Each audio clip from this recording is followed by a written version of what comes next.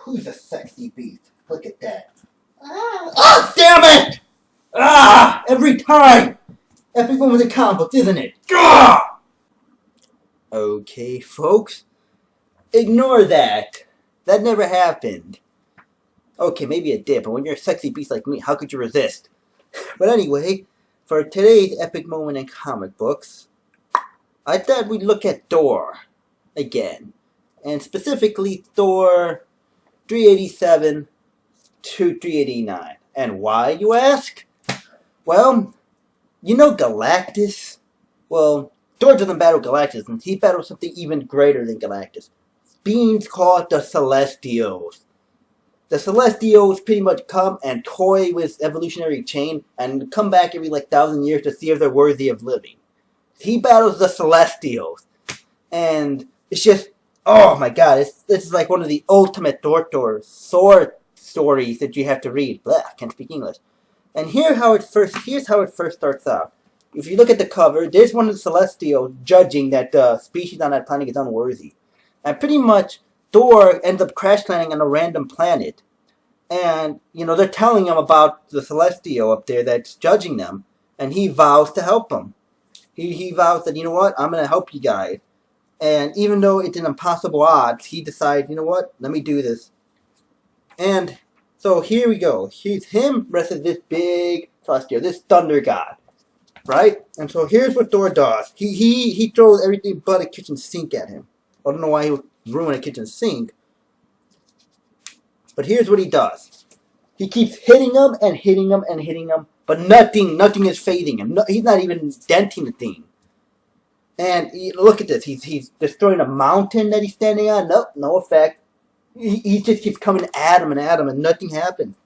And then finally, he takes all the electric and magnetic energy from the planet.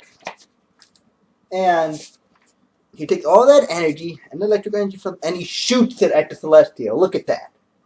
He shoots it at him. And do you think that'll do anything? Nope. He's still there. He's standing right there. So it's like, how is Thor ever going to defeat the Celestials? How? And just when you think that things couldn't get any worse, look at this. You see that big foot right there? This is how the first issue went. Look at that big foot. That isn't even the Celestial that's going to destroy the planet. That's the one that judges him. This big guy right here is the Celestial that's going to destroy the planet. And Thor is going to go against him. Epic. That's how the first issue went. The second issue, Thor actually battles that huge, ginormous Celestial. Look at this. Look at how big he is. Look at that. Oh my god. And the little Thor, he's powerful, but I don't think he's this powerful to take on a Celestial. And so pretty much after that, the planet, they're scrambling. There's like two species on this planet, just like pirates that took it over and like the species that lived it. And the pirates are trying to escape. They're running. They're trying to escape before encase the world to destroy it. And here's little Thor. Here's little Thor right here, jumping onto the Celestial, thinking of, okay, I gotta defeat him. And here's one of the most epic parts that he's gonna do.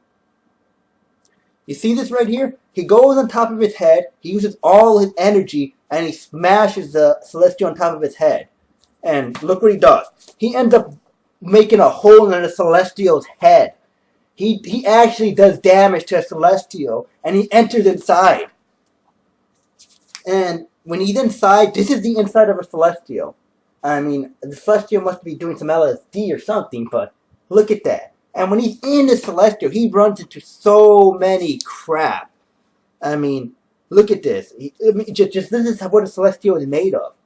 I mean, and he runs into so much security. The Celestial inside of him, his army inside of the Celestial, they just keep throwing things at him. I mean, literally, they just keep throwing things and throwing things.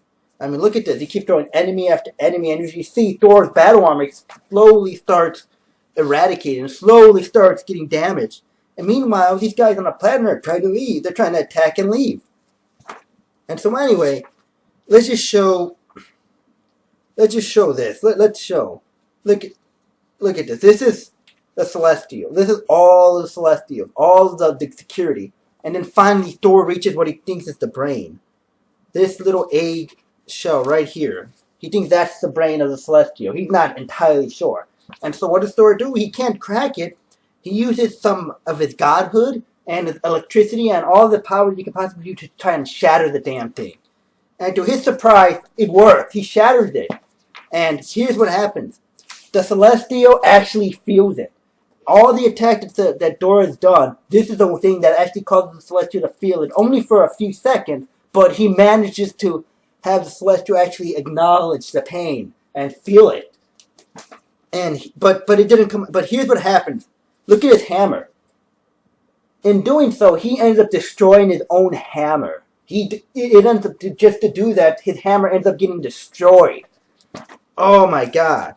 And the issue ends where he's about to destroy the brain, but a bunch of armies go. And so here's Thor trying to wage his last desperate attempt to defeat these guys, and he has no hammer anymore. So that's 88, and then 89 is their conclusion. And so here we go. Thor, the pirates are trying to escape and trying to leave. Meanwhile, Thor is fighting enemy after enemy after enemy. Look at that pile.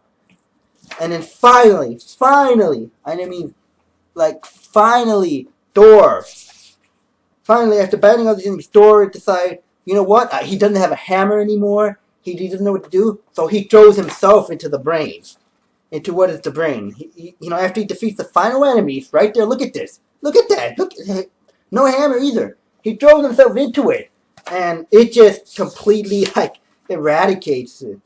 I mean, look what it does to Thor. It, dissects him. Look at that. Look at the bones. This is what it's doing to Thor. And then, what ends up happening? Does it end up defeating the Celestial? Look at this. Look at the agony that Thor is in. And then, no, it doesn't end up doing the Celestial. Celestial ends up spitting Thor out like a piece of gum. It doesn't even phase him that much. But it acknowledges that Thor exists. So, meanwhile, the planet is going to get destroyed. You have the Celestial here. They're ready to destroy it. He's giving a special group to destroy the planet for the other guy. And here's what happens. Thor and the inhabitants they're cuddling away, they're sliding away, they're waiting their inevitable death. And here's what happens at the end of the issue. They don't destroy the planet, they destroy the piece of one of the species. And it was all part of their plan. The pirate species that took over the planet of the normal inhabitants, they eliminate that species. And they left the other species alive for another 1,000 years to judge them. And they even actually give Thor a lecture. They tell him, you interfered. Next time, don't interfere in this. We know what we're doing. You're interfering with almost cause the obliteration of the planet. So in Thor, it's kind of funny. In Thor trying to save the planet, he caused the obliteration. And meanwhile, they try to give him a gift. His hammer. They restore his hammer, and they send him, and they banish him away. They banish him away back to Earth. And that's how the issue ends. Just look at that. Look at this. Look at how bad Thor is. The epic moment, folks. This is, everyone's got to pick this up in trade, pick this up in single issues. Look at that. Oh, it's just fantastic. Just the whole apocalyptic scale this is in. You have celestial beings that are greater than Thor, the thunder god, going to destroy a planet. And little tiny Thor, how powerful he is going to go up these immensible odds. And he can't even damage them. It's not even phasing these guys. They're not even acknowledging that he's doing anything. And meanwhile, you got all the people trying to scrambling, not knowing what's happening. Thinking it's going to be the end. And epic stuff, folks. And let's go over why it's epic. 1, an apocalypse. How is an apocalypse not epic for a planet? 2, the battle. Thor battles the battle that Thor goes. And not just, he goes under 2 battles. He battles against celestials, beings that are more supreme than he can ever hope to be. And the odds are just immensible. And additionally, the enemies that he fights in the celestials, I showed you the pile of enemies that he had. He had a pile of enemies up there. I showed you it. And it's I mean, look at that. Look at the enemies. In fact, let's show that again. Look at the enemies that he has. And just the enemies, it's insane. And then it's not just that. It's just the character. The characterization of Thor. This is the Thor issue. These are the issues that show what the Thunder Goddess should be written. How it's written. It's just fantastic, And of course, it doesn't have long-lasting effects. But it's a really solid story told in 3 issues, and it's just the story and the art just all make it work. If anyone's a Thor fan, pick this up. You will not regret it. And now is another epic moment in comic book. Now, if you'll excuse me, I have somebody to confront, or I believe she's gonna come any time now. I know your endgame.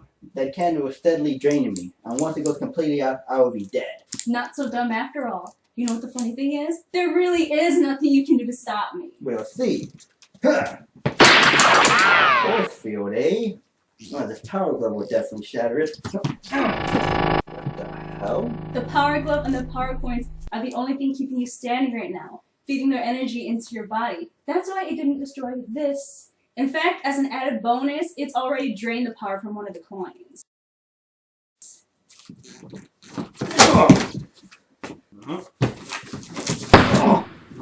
You'll never get your hands on this candle! I know she is right. I'm going to have to do something even I may regret. He hasn't been caught for centuries. But with that specific power coin, it should obey me at least. Desperate times call for desperate measures.